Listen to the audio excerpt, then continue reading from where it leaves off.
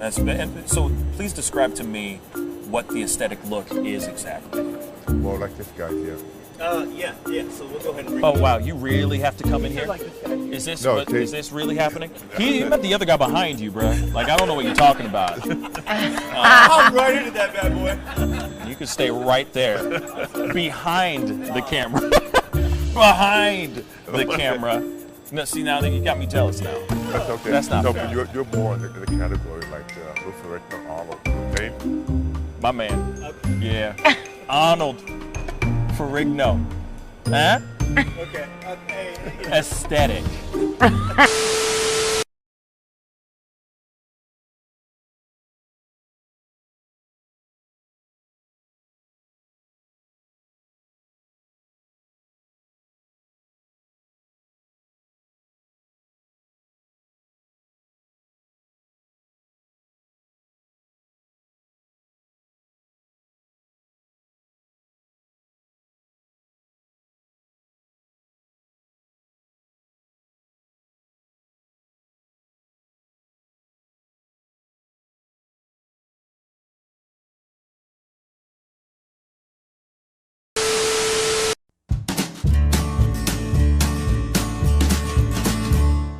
That's great, partner.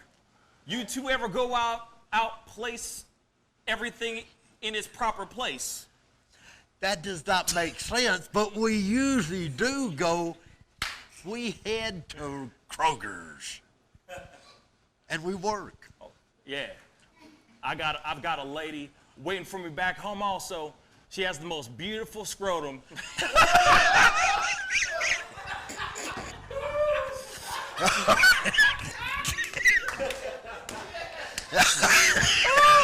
Oh, God! And when she sings, she sounds just like a puppy dog.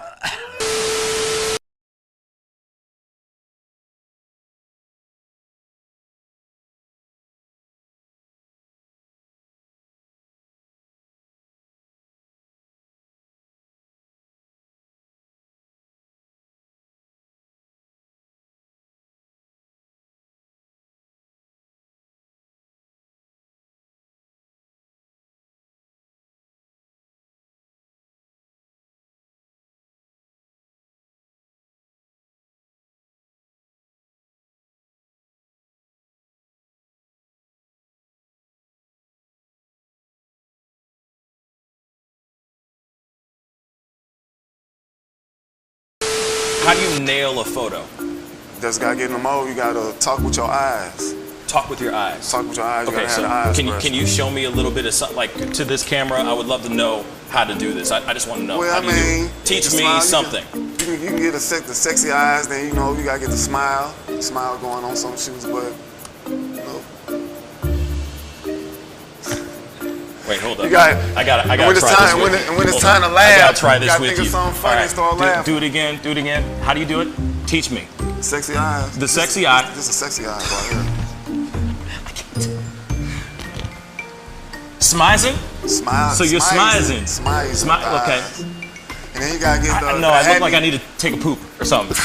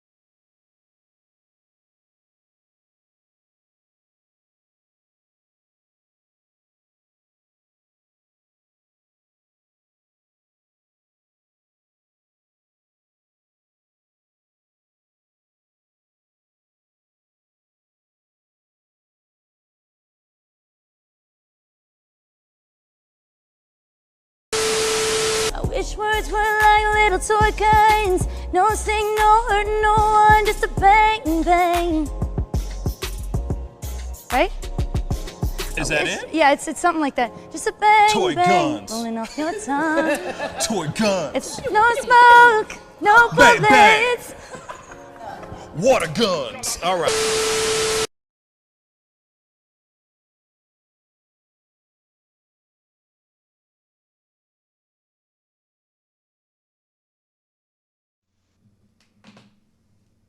Pop quiz. Whoops.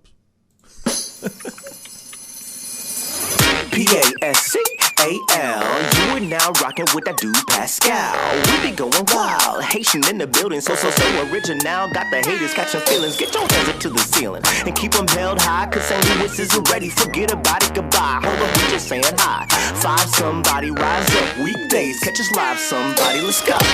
Good morning, everybody, and welcome to the Pascal Show. Good morning, everybody. Good morning. I hope you guys are all having a thriving Thursday. Thriving, thrilling, not thirsty. Unless you're thirsty, then go and quench that thirst, okay? Y'all, that's all I ask. Keep it simple. Keep it classy. Good morning, everybody. Welcome to the Pascal Show. I'm very excited about today. We got some very, very special people on today. Well, we have one special person. The other guy is not that important to anyone. But I'm very excited to introduce our co-host, our new addition to the family. God willing, hopefully she's not too scared after this show. Hopefully she's not too traumatized. But let's get straight to it. You know, we got a new friend, new co-host, new member of the family. Well, she's already a member of the family, but now we're going to see her more often on the show. Please welcome Lady Justice, a.k.a. Brione, to the show. How you doing, sweetheart? Thank you so much for being here today. Absolutely. Hi, everyone. I'm happy to join the family and be here. Yes. And then David. Good morning, David. How you doing? I wonder, pretty good, man. Like I said, Game of Thrones, the last few episodes of Game of Thrones is happening to your face right now, baby. What's up? It's getting darker and more depressing. Yeah. Well, I mean, hopefully the show isn't that depressing today. I mean, yes, we do have some not so great pieces of information that we got to talk about here, of course. But of course, at the same time, hopefully it's we leave you guys with a smile on all y'all faces. Okay, but give us some likes. Send those likes all the way up if you're enjoying seeing this beautiful woman's face on the show today. You know what I'm saying? Give her some love. This is her first day, so this is her first day. So be gentle. Okay? That's all we ask. That's all we ask for. There you go, David. There we go. Looking fine. There we go. I hate Skype, man. I have all these settings saved, and it never saves them. It just deletes them every time I start back up. Damn. Well, there goes our endorsement from Skype. Thank you so much, David. But real quick, so before we jump into all this, let me just talk to Brione really quick. Tell us a little bit about yourself real quick, because I know that, of course, there are people in the chat that may know who you are in the chat, but they don't know your face. They don't, you know what I'm saying? Putting the face with the name and all that stuff. So this is Lady Justice, but tell us a little bit about yourself, please. God. I always hate that question. No pressure. Well, hi, everyone. My name's Lots of people Brianne. are watching. I live in the Twin Cities in Minnesota. I'm 36. I have a dog who is she's a Shorkie, so she is a Yorkie Shih Tzu mix. I'm a twin. I have a twin brother. That's cool. I am the youngest of 7. So, I work full time, but I'm going to be taking off whenever I can co-host at least a couple times a month. So I'm just happy to be here. Yes. And we are happy to have you on here. Real talk. I'm super excited. I'm super, what is it? Like the show's now going to get even more litty. Is that even a phrase you could say anymore? Or is that dead? Did that phrase die? I'm just curious though. It died? Yeah. David's telling me that it died. If David tells me that it's dead, then it's dead. Like dead. D-E-D, right? Exactly. I'm just playing. But anyway, well, of course, we got to, do a quick, hard left turn into some bad news, but we got to jump into this story here. Oh, this is terrible. So this is something that I saw, David saw this morning. I didn't even know that this happened. And, it's funny because we were just talking about it before we got started with the show. It's crazy how many shootings that have happened recently. So much that now we're kind of going, wait, did we already cover this story or no? Unfortunately, this is a brand new story, and we got to take a look at this one here really quick. There has been a mass shooting that has claimed the life of 5 people, including a doctor and 2 children, in South Carolina. So let's get in here. 5 people were killed, including a prominent doctor, his wife, and their 2 young grandchildren, in a shooting at a home near the South Carolina city of Rock Hill on Wednesday afternoon. So yesterday this happened. So a 6th person also was injured in the shooting, and authorities eventually found a suspect in the suspect's home nearby. So the investigators believe the suspect was the only assailant, and are trying to figure out why anyone would have gunned down Dr. Robert Leslie, and some members of his family. The slain grandchildren were ages of 5 and 9. This is a tragic situation. None of us can figure out why it happened. The sheriff told reporters early Thursday morning, so this morning, in a press conference, in a news conference. So there we go. Another shooting that has happened. We got a little bit of a video that I want to show you guys here. See what they have to say about this as well. What's the good news? We're gonna have party every night. Sorry about that, guys. Didn't want to mute when I wanted to mute. But there we go. Here we go again. Another mass shooting. 5 people killed. This time it's a tragic family. Story. We know at least 5 people were killed during this mass shooting at a home in York County, South Carolina, most of them from the same family. A 6th person was seriously injured from gunshot wounds. This happening at a home in an area called Rock Hill. And as you mentioned, Poppy, one of the victims was a prominent and well-known doctor in the area. According to the Sheriff's Department, 70-year-old Dr. Robert Leslie, as he has been identified by the York County coroner, along with his wife, 69-year-old Barbara Leslie, and their 2 grandchildren, a 9-year-old and a 5-year-old. They were all found dead in that home from gunshot wounds in York County. There was also a 5th victim, 38-year-old James Lewis. He was found dead outside the home. Authorities say that he had been working at the home when the gunshots rang out just before 5 p.m. on Wednesday afternoon.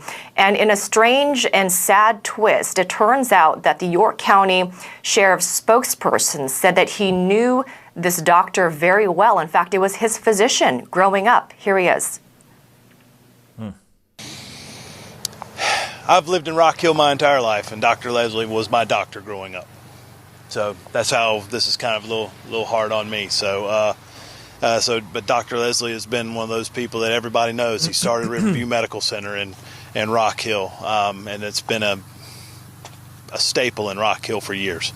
So a lot of people know who Dr. Leslie is. How are you guys? A lot of people know who Dr. Leslie is, and according to the website for Riverview Hospice and Palliative Care, where he was a founder and medical director, Dr. Leslie had been practicing in the area for quite some time, and he was board certified in emergency medicine. It said that he had 4 grown children and 8 grandchildren. The suspect apparently in custody. They are still trying to figure out the motive behind the shooting. You know, it's frustrating because we are now in this place where we are used to hearing stories like this. We're now becoming much more calloused because of the amount of stories that we hear on a weekly basis. I mean, shoot, on a daily basis now, of people that are just getting killed. Mass shootings. Every week, every day, we're starting to hear these kind of things coming out and these stories being the news breaking these kind of stories and all that.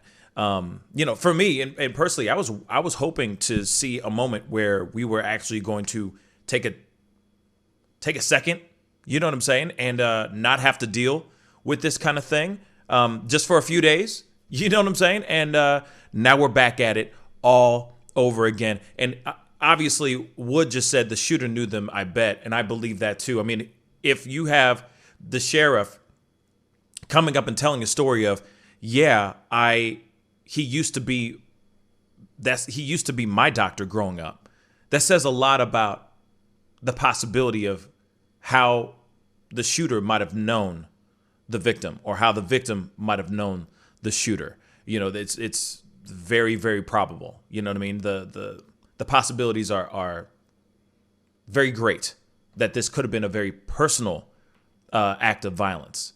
But what do you guys think? Brianne?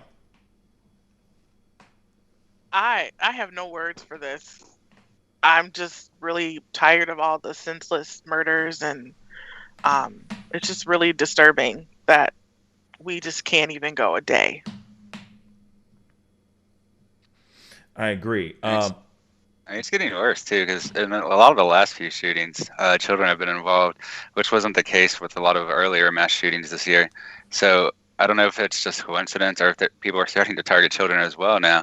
But that has been a thing that's increased over the past month, is children killed in mass shootings. The mass shootings themselves continue to happen almost every day, and we haven't had a huge count like we did with the Asian spa shooter. Mm-hmm. But they're still happening. Usually it seems like the news is only reporting them if like 7 or more people get killed. But there's been so many shootings where a couple of people have been killed and up to a dozen have been injured by gunshots. So there's a lot more of these shootings than we're even really hearing about, unless you like go out of your way to look for them. Yeah, it's true. It's getting to the point where I'm worried for anybody out there that is simply walking down the street, going to a supermarket, going to I mean, they're starting to open up the movie theaters now.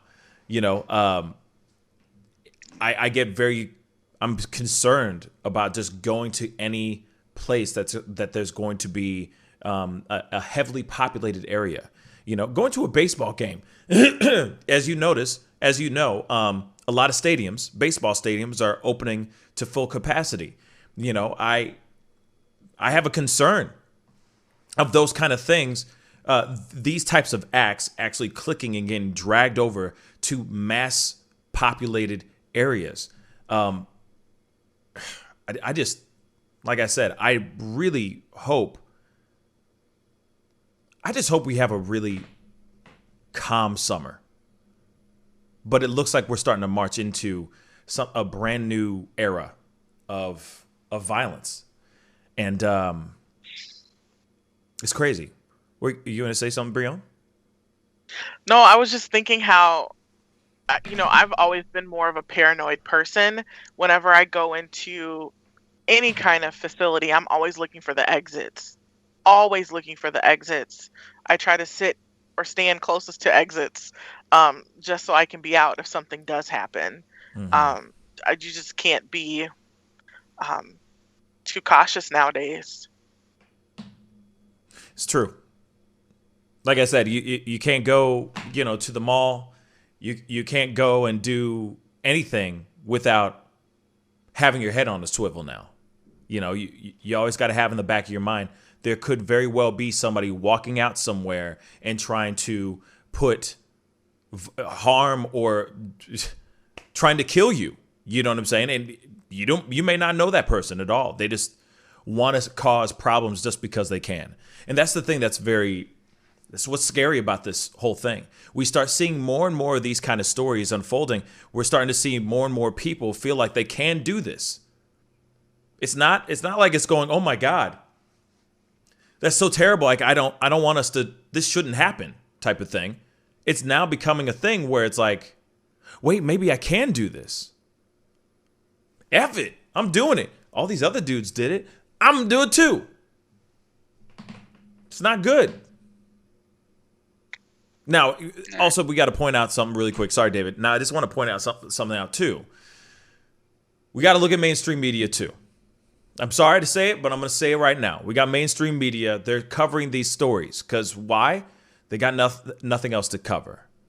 Mass shootings have been happening for a while. Before Trump left office, I'm going to be honest. Before coronavirus happened, these shootings were happening. Now, I know when it comes to the mass shootings that happened in like Atlanta and Boulder, Colorado, etc., I'm not talking about those, right? Those are really, really bad. But we have had violence to this extent of families getting killed, mass shootings or mass murders that have happened. We have had those things. But if you notice, CNN or mainstream media, Fox News, etc., they're getting really tired of talking about that corona. Just to be really honest. So now they're really pushing this out. But is it a good thing? Is this helping stopping the violence that's happening, that's occurring? Or is this fueling the flames even more? What are you going to say, David? I was just going to go on to say that I was looking at some of the numbers, and last year, 2019, there were only about, there's still a lot. There's about 400 mass shootings total. Casualties were pretty low, but within the first 82 days of this year, we've already had 103 mass shootings. So if it continues at that rate, we should pop over 600 at some point this year, which is much higher than last year. Fantastic. And I mean that with every sarcastic bone in my body. But you see,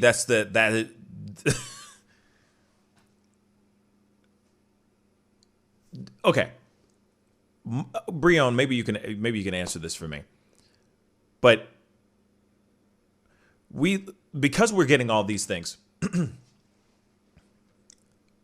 because we're seeing all these shootings that have happened, things that keep popping up. These things that are being covered, should they be covered? Or should they be, I don't know how to explain it. Should they get front row seat? Should they be front page news? Because it's not like here it is. It's not like this is happening just kismet, just out of nowhere. Everybody is just going, hey, let's, at the same damn time, they're all saying, yeah, I want to go and shoot up a place really quick. No, they're seeing somebody else seeing it, doing it, right? They're seeing somebody else doing it, and that is making them go, well, he was successful. I could be successful too. And then they go and do it because they're seeing it all over the news. You see what I'm saying? Like this cannot be just random coincidence that all these moments of violence have happened all at the same time, just randomly. They all had the same idea at the same time. That's just crazy, right? Well, we all know that, when you think about copycat murderers or anything, it's because it's been glamorized. It's been covered a lot. They know a lot about it. And I think the more that we continue to cover these things, I think it just emboldens people more. And I just think that we don't focus enough on positive things that are happening because, for every, mass shooting where 5 people are killed, that's probably happening in other places too. So I think about, what is it about this particular incident, or what is it about that particular incident? Is it just that we didn't hear, about something? And so I think that it's going to continue to embolden. I think we need to stop saying the perpetrators' names. I don't think that we need to give them glory, because a lot of individuals do these things because they want to become legends or they want to go down in history with their name. And I just think that it's really important that we shift. I think the media needs to shift its attention from all of this. But I also think it goes beyond that. I know we had a discussion the other day about gun control. I'm not necessarily for taking people's guns, but I think that we need to have a serious conversation about what's happening in this country and why violence continues to happen. Just I don't know. I'm just kind of just disturbed. Yeah, it most definitely is a disturbing thing. I mean, you know, it just to me, I'm still trying to grasp what goes on in someone's mind where they would go to this extent, you know, where they would go to where their mind goes to go to this place of, all right, I'm going to shoot up an entire family, or I'm going to go to this populated area and I'm going to shoot up this entire place too. It's just, for me, it just doesn't, I can't understand it because I'm not in their shoes. I'm not at that mental place. But it's just interesting to me that is where, that this is happening, you know, that this is a reoccurring thing throughout our entire country. You know, now our country is now becoming a war zone, and that's really sad. That is really, really sad. We got to move on to the next story, unfortunately. And this one has to do with, this is a little bit of world news for you guys. David's got the full story here because he's been keeping his tabs on this story. There's some stuff that's going on in Ireland that I don't even understand, to be honest. So David's going to break it down to us. There have been rebels have gone, or protesters, I guess, have gone and stolen a bus and lit that thing on fire during a protest in Ireland. David's got the story. What is up with this, man? And we got a little bit of video clip, which I'll show you guys here in a second as well. Tell us the story, man. What's a guan, man? All right, so they've been having riots and attacks over the past 6 days in Ireland. This is in Northern Ireland. This is mostly following up because of tensions related to Brexit. Because Brexit fundamentally, we require the UK to rebuild the fence separating Southern Ireland from Northern Ireland, which is the thing that's been a problem for a long time there. Because until just after World War I, all of Ireland was still under control of the British, and the Irish, at least the Southern Irish, won their independence just after World War I.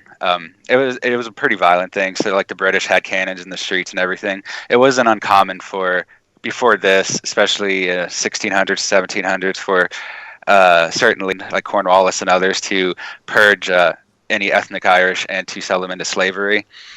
So there's been a long history of that violence, and even so from after they won their independence in World War I, they kind of got ignored until the 50s because Britain was busy with the Germans in both cases. So that's when they won their independence. Except Northern Ireland remained under UK control because most of Northern Ireland was purged of Celtic people before. So native Irish people have been purged out of the north for a while. Not all of them. So there's a lot of English people there, Anglo-Saxon English, and there's still a lot of Catholic Irish people there too. So that's what the conflict is happening between right now. Like I said before, originally a lot of this fighting went on between the 60s and the 90s, but it's heating up again because of the Brexit. The wall separating the two countries is generally the thing of contention because until the British conquered them, Ireland was it was 5 kingdoms, but they were united under one king total, so it was its own nation. And that's where a lot of this is coming from. So that's where the IRA comes from, and they are somewhat involved in this. The IRA comes from those 90s. Basically, the two groups were the people in Northern Ireland who are considered loyalists who want to remain within the United Kingdom. And then there are the Republicans who are mostly Irish natives that want to have Northern Ireland rejoin South Ireland so that it's one country again. And so they've had peace for a while. However, it's since Brexit, it's heated up because it will restrict free travel. And there are still a lot of native Irish people living along the main road in Northern Ireland. And so places like Belfast, even, which is in Northern Ireland, it's the capital of the country. They still have a lot of native Irish people there. It's just that British or English descendants mostly control the government still and make up a lot of the population. And basically, this is heating up again because of that. A lot of the people who associate with the IRA or with Irish unification are the ones behind these attacks right now. And that's kind of what's going on in Northern Ireland. Some people have accused leaders from both the Northern and Republic of Ireland governments of kind of instigating this. Or especially in Northern Ireland, some people have been saying that their politicians are telling these people to work against their own nation. So it seems like at least the perception is that the Northern Irish government is kind of in support, at least to some degree of it. For the Sinn Féin is the government in control of the Republic of Ireland, and they do have a branch within Northern Ireland. They're associated with the IRA. They've celebrated them in the past, and a lot of this actually tension came out of them having a massive funeral for a person that was in charge of the older IRA who died. So the Sinn Féin had a massive funeral for him in the Republic of Ireland, and that made a lot of unionists who want to be part of England or Britain angry. And that's when they announced that some people are announcing their withdrawal of the support of the Good Friday Agreement. And the Good Friday Agreement is what stopped all the violence in the 90s. So people are looking at removing that. And Brexit itself concerns a lot of Irish people just because they want the Republic of Irish want their government back, and the Northern Irish are worried that they'll be abandoned by the British to the Native Irish. It is more complicated than that, but that's the general. No, I mean you just said a mouthful, and that sounded it's a long history. It's a long history of just a whole bunch of, you know what I'm saying, a whole bunch of stuff where they want to keep certain things that they want to change. It sounds complicated. You know what I'm saying? I feel like it's like anybody who tries to understand. If you're outside of this country and you're looking in and you're trying to understand like why there are protests in the country right now, you know what I mean? And you're just trying to understand everything. It's like, well, there was this thing called slavery. Let's start there. And then we start, you know what I mean? And it goes and it's like, whoa, there's so much going on. Hold up, I'm getting a headache. Start that all over again. You know what I'm saying? With Ireland, it's insane that this is going on, but it is the thing. I mean, even in Great Britain, there are protests going on out there as well. I mean, their protests are different. They're obviously protesting over something different, but seems to be that seems to be the trend right now, which is the going out and getting your voices heard. We gotta show you guys this video. This is the video of these protesters took over this bus. So let's take a look.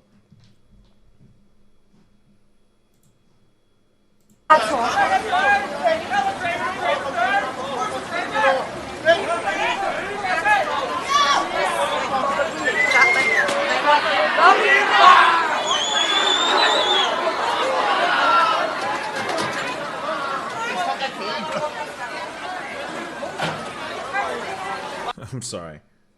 I obviously this dude is still trying to figure out how to drive this bus. But how is this bus just sitting here chilling with the keys still in the ignition? That's what I'd like to know. I got some info on that if you want. Come on with it. All right, so and then we'll continue. Some people have gone through the video and picked out all the things they said and cleared them up. So originally they were discussing having the bus driver drive petroleum for a bomb over to some location. However, the bus driver saw them coming, so he ran away. Basically, he saw them coming. They were armed and masked, and he ran away. And that's how they got into the bus. And they decided to fill it up with petrol and leave it to, I don't know exactly how they did it. They just probably put the gas pedal down and let it drive itself. Okay, let's see. Let's see this video. Let's see this video. And good morning to everybody who's filing in. Don't forget to hit that like button if you can. Please send those likes all the way up.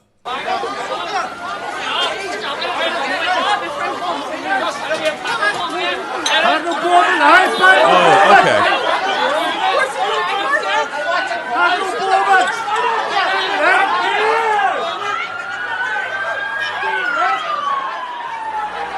this volume. Woo.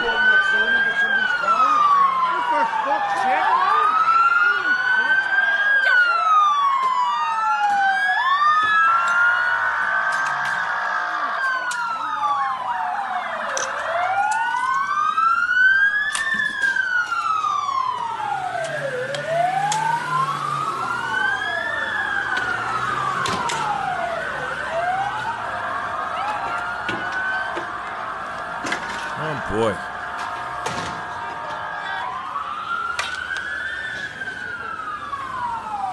So they filled it up with gas, right? I'll be back.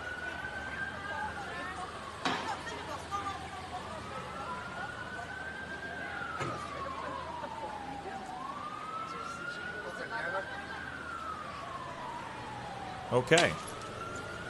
That's it. I thought it was going to go off in flames or something. That's interesting, though. It does end up going up in flames. I guess the video doesn't show it. Yeah, it doesn't show it.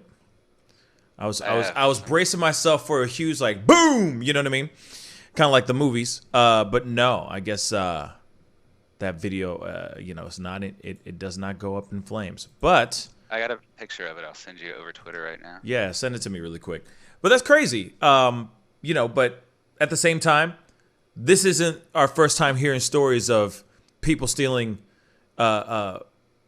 vehicles and people stealing cop cars and all that. I mean, they've been doing that over here. You know what I'm saying? They've been doing that. Some dude, I saw a video of a guy who actually stole a postman or mailman's truck and was just joyriding it throughout his city. I've seen guys who stole squad cars, etc., just out here just having a blast, y'all. Just having a full-on blast. But yeah, did you send it? Yeah, I just sent it over Twitter. Okay, let me pull this up. And so one thing I want to add while you're pulling that up is that Sure. Prime Minister Boris, control of UK, and Taoiseach Matt, what is his name? Taoiseach Michael Martin, who's in control of, he's the Prime Minister, Taoiseach's the Prime Minister of the Republic of Ireland. They both come out to condemn these actions and said that they need to stop committing violence, basically. The UK said that the only way is through dialogue, and that peace or in that violence won't make them respond, which is kind of ironic because that's how they got their own country back, and it has been working for them. But on the other hand, you have the Southern Republic, the Republican government is also telling them to not do this, even though in the past they've supported the IRA. And most of the dissidents come from, they were born in Northern Ireland. So this isn't so much like it was in the past where you saw IRA come from like County Mayo and Southern Ireland up into Northern Ireland. This is mostly people within Belfast already that live there. So, because I said they purged Northern Ireland, and that's mostly true, but they didn't purge every single one. There's still a very small population in the north along the main highway. Basically, a lot of them are in poor areas for the most part. Because they were disenfranchised by the government. Like, they attacked Catholics and stuff once Northern Ireland took over, which is a part of why the Irish have a huge problem with it, because of their suppression of the Catholic religion.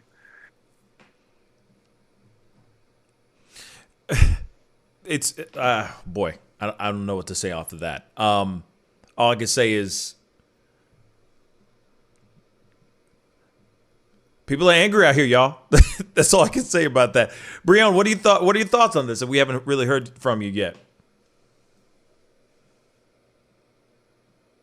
I guess we lost her.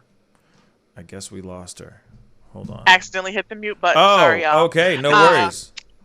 As much as I love British history, Northern Ireland is not something I know much about, so I don't really have much commentary. But I mean, the little that I know, I mean, it's kind of always been in turmoil, so I'm not shocked by what's happening now.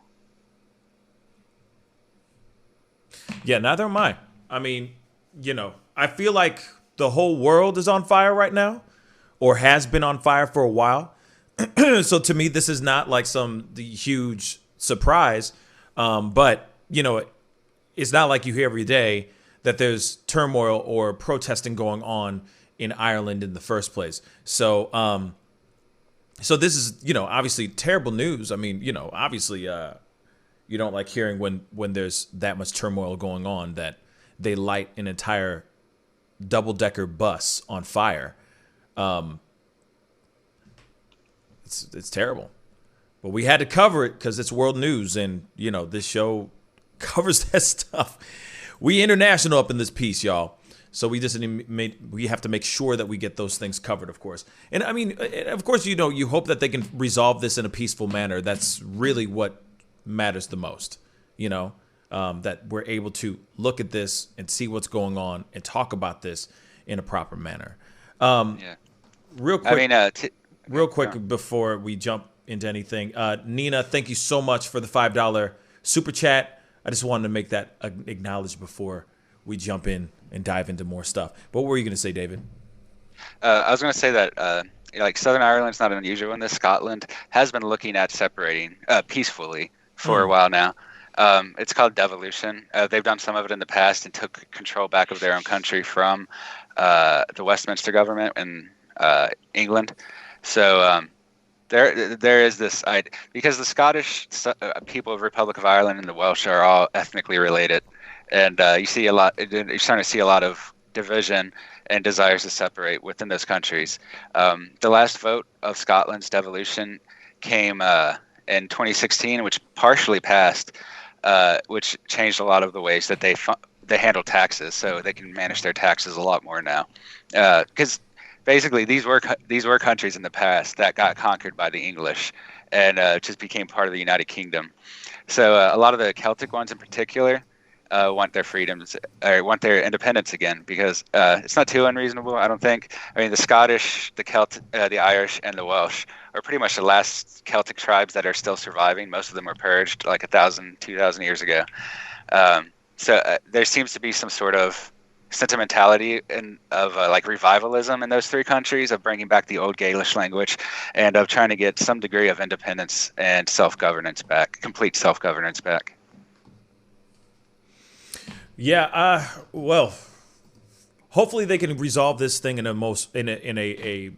proper manner, and I mean, we're gonna have to see how things go as time unfolds. I mean, obviously this is not the end of it all. You know what I'm saying? This is just the beginning, I'm sure. Or I'm sure this is like just in the middle of all the turmoil that's going on, because obviously I don't know a whole lot of what's going on in Ireland myself.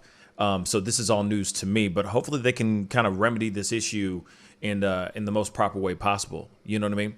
That's what I'm hoping for. Yeah. It's like that. Too. And as much as I sit here and say this all the time, I just think it's that time where we need to start figuring out how we can all sit down and talk. You know, the riots in the streets, the protesting, the lighting things on fire, causing harm and bringing fear and mayhem to a whole bunch of people is scary. And it just makes you wonder, like, when can we have that time to stop this stuff, to stop this violence from happening? We can all sit down, have a conversation. I feel like at some point protesting becomes obsolete. It just becomes like instead of it just being, you know, somebody being heard or one big voice yelling together and trying to get their voice heard. Now it's just becoming a bunch of just noise, you know, for the sake of making noise. You see what I'm saying? At some point, that's just my personal opinion. You know what I mean? Like, after some time, it becomes can we just sit down and talk? Or can we figure out another way of doing this instead of throwing rocks at each other, lighting things on fire, stealing things from each other, looting, the riots, all that stuff, arson, etc. Is there another way that we can? Isn't there another way that we could do this in a much more diplomatic fashion? Because next thing you know, after all those things, you got homes and buildings in turmoil, people who lose their jobs because their businesses have been burned to the ground. etc. At some point, I understand the voice needs to be heard, but sometimes it gets to that point where it's like, man, can we just figure out something else? Another tactic? I don't know. That's just what I think, personally.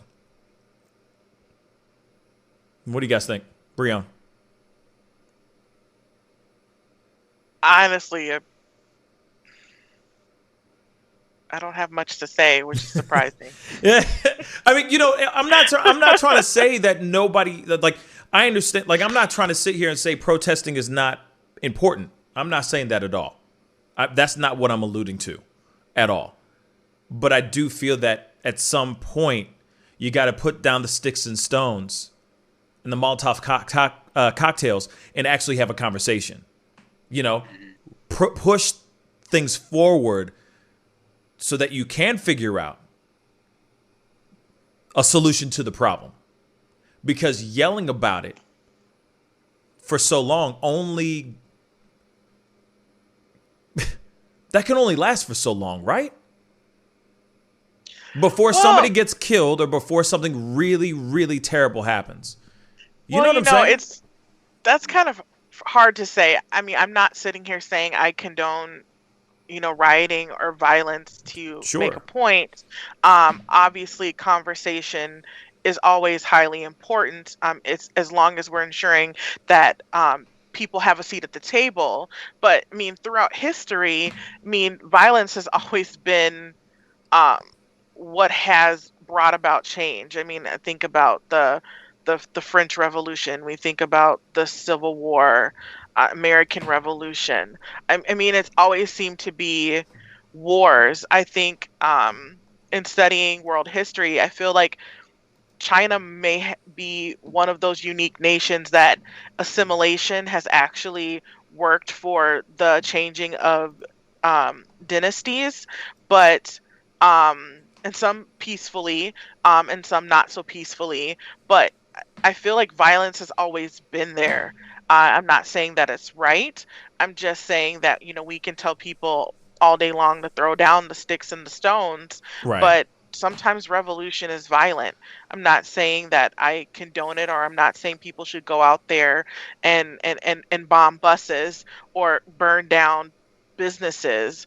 What I'm saying is that what was it Martin Luther King said, riots are the voice of the unheard, or something to that effect. And I think that their violence speaks magnitudes, but the problem is that people don't want to sit down to understand the other side of the issue. Having uncomfortable conversations sometimes can be just as volatile as someone, burning down a building. I mean, it can do a lot of emotional and traumatic damage to both people on the ends of the conversation. So I think it's important, if we're going to have a conversation, that we have enough skill and finesse to sit in being uncomfortable so that we can achieve something, and recognizing that we're all going to have to compromise or form some kind of consensus in order to get to the end result. We have this, it's my way or no way, and that's kind of what's happening when you see two colliding ends. When one gets violent and one has the power, it's like, well, we're going to keep power, no, we're going to be violent, because no one wants to meet in the middle and talk about how we can build consensus, or how both sides may need to compromise, because those are uncomfortable. And it also means that power will have to shift some. And a lot of folks do not like giving up power or sharing power. And if we don't have those deeper conversations about power dynamics and authority, and the historical context of how we get to a certain point, then we're never going to be able to move forward. And we're just going to continue to see violence happen. I mean, I think about the uprising of the summer. I mean, we ended up with an anti-lynching bill. So sometimes those behaviors push people to action. And it just kind of, I feel like it's the way of the world. It just kind of is what it is. Yeah. Go ahead, David. Go ahead, please. I was going to say I agree with her. I do think dialogue is the best way to solve this current situation. I mean, for the most part, it is already a political situation. It's not necessarily what Britain had planned at first. It's just a side effect of being removed from Brexit. But at the same time, I see kind of where they're coming from, because I mean, it's a complicated issue. It's somewhat similar to I guess what's happened in America. I mean, because like I said, until Irish were used as slaves for a long time, and they were purged by the British, and then eventually they rose up and got their southern country, half of the country back. And even after that, the British had their black and tans, which are basically designed for police brutality. They were British police officers in Ireland that just went around beating people, arresting them, killing them, and things like that. And then, there are people, I think a lot of the younger people involved in this are just kind of looking back to that older IRA that fought for independence. And they think they're part of that. But I mean, a lot of the IRA groups now are just like drug trading groups or something. They have all broken off from the real IRA. Or actually, there is a group called the real IRA, so I shouldn't say that. They broke off from the IRA that first existed. And a lot of them now are like drug trading gangs or just street gangs. So it muddies up the waters a lot there. So it's very likely they're being influenced by these kind of new wave IRA groups that are basically more terrorists because they're not fighting for anything in particular in a lot of cases. I mean, this situation is over the fence that will separate the Celtic Irish in Northern Ireland from those in the Republic of Ireland, and that probably has some motivation in it. I do think that they're doing it in the wrong way completely. There are better ways to handle it. I do understand the anger at splitting what you see as your country in two, but it's not, especially right now. Going back to the violence isn't going to convince Britain or the Northern Irish Democratic Union government from listening to them. So I think it's detrimental that they're doing this now. Actually, I think that if a lot of the older IRA leaders that are associated with Sinn Féin, even though the North hates them, would probably be able to have reined this in. Sinn Féin does have a presence in the North as well, and so does, like I said, a lot of native Irish do. So that's where a lot of the sentimentality in Northern Ireland comes from, is people that look back to their history that are part of the Republic of Ireland, ethnically speaking, that still see themselves as in an occupied country, more or less. And I think that people were getting okay with it because of the Troubles, which was all the fighting originally ended in the 90s. It seems like the combination of Taoiseach, the Prime Minister, having the funeral for the IRA guy, and the new promise of the wall coming, that has incited anger from both sides. Basically, Northern Ireland is angry that the Sinn Féin just had a funeral with 2,000 people during COVID restrictions, and the Southern Irish government has supported peace, but a lot of people there do support the conflict and trying to get Ireland returned to them. It's not unusual for that. The IRA has had a lot of support amongst people in the past because they were fundamentally the ones that won their independence during World War I. It's kind of like if you look at Afghanistan, like the Mujahideen fought off the Russians in the past, and then after that, other countries just go in and try to build sector off parts of the country that they're in control of. This is kind of a similar situation here, and it's following the pattern of the Middle East, which is not good. Thankfully, there's very few countries involved, so it's never going to get as bloody as the conflicts in the Middle East. But it's kind of the same pot that's ready to just overflow, and hopefully it calms down there. Like I said, both Boris and the Southern and the Republic Taoiseach and the Northern Irish Prime Minister all are calling for peace. So this is the biggest difference from a lot of the previous conflicts, is that all of the governments, including the one representing the Republic of Ireland, are against this violence. That's very new, because in the past, Sinn Féin has supported this when they were still trying to gain full independence and freedom. The fact that the Sinn Féin government is now standing up against their own, or against people working for that, I think will carry a lot more weight than just Boris Johnson or anyone else saying that there needs to be peace. I do think there needs to be peace. It is a complicated situation. I don't think anyone likes to be. I mean, like the border wall, people don't want families split up by a wall that they can't cross. Some people do want the border closed, of course, completely, but that's just part of the idea. So I think it could go better. I think it has a chance of going better since all three of the governments involved want it to be peaceful. Right. But there's such a long history of fighting and conflict that they probably have heard their parents tell them. Like, they probably heard these war stories from their parents and grandparents telling them how they successfully won their independence through the IRA, and now they're joining these modern IRA groups that are just gangs. Because it makes them feel like, okay, I'm being part of history, or now I'm going to be able to be a part of something to help make change, and then I'll be able to tell these same stories of my time being a part of that group to my children, and so on and so forth, and that story will go on and on and on, right? Now, I mean, not sitting here saying that things don't work out with protesting and violence, or, protesting and riots, let's just say that. But there is that part where I get concerned, like I said, where it becomes a wash. Protesting just washes over. Rioting, not protesting, rioting washes over everything. And then we forget what the root of the reason why we started it to begin with. You see what I'm saying? Like, that's the concern I have. Personally, I do believe that it is right with, what both of you guys are saying, for sure. Where it is a thing of like what Martin Luther King Jr. said. It's the voice of the unheard. Then it's like, okay, then we need to have somebody that's a politician, being able to be there to be a speaker for the unheard. But that doesn't, it seems like that doesn't exist, and I personally would love to see something like that actually happen, because I feel like it's always going to be this, right? There's always going to be some sort of riot, some sort of protest going on, violent protests that turn into riots, etc., that will go on and on and on forever. I don't know.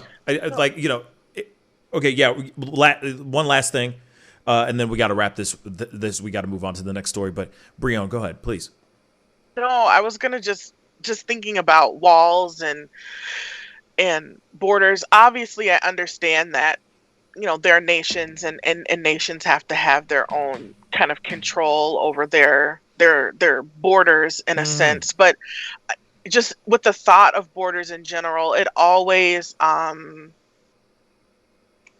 it's always saddening, because you think about there are families involved and people get split, or you think about the Berlin Wall and how there were families and people of the same ethnic groups that were divided. You think about how the scramble for Africa and how African nations came to be and how those borders are, and you think about like people like the Congo people who exist across 5 or 6 different countries.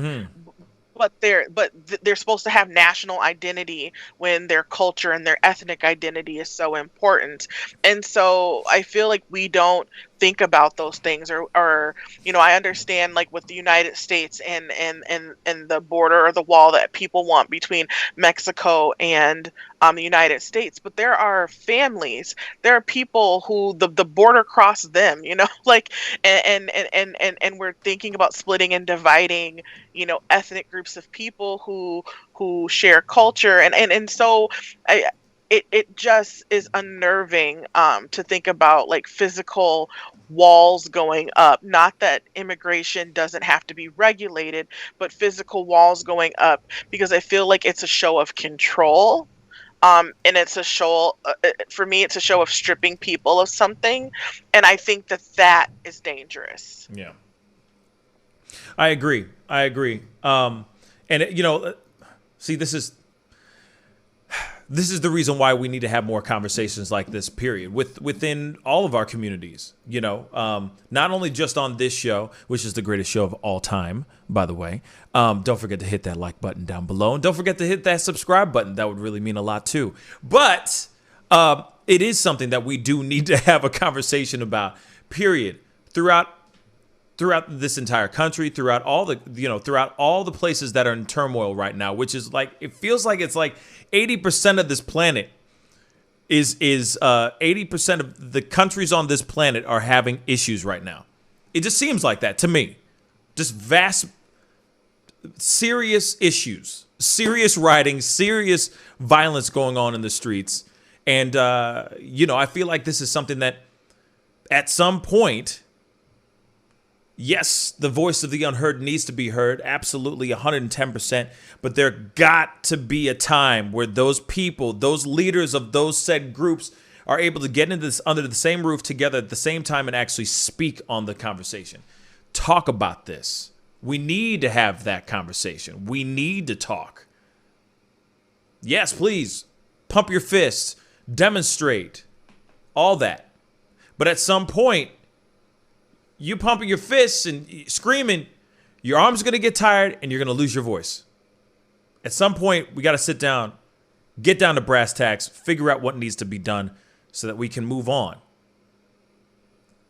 and live life and make monies and have babies and, and love each other. You know what I'm saying? That's what I'd love to see. You know what I mean? I hope we should do a show and talk about legalizing prostitution. Moon Rain. Holy God. Sorry, that was a little bit of a left turn, Moon Rain, but thank you. What's funny is that I'm working on talking to somebody on the show specifically about sex workers and the legalization of prostitution in some countries. I mean, there's only like one area that's legal here in America. Is it like Nevada? Isn't Nevada prostitution legal in all of Nevada, right?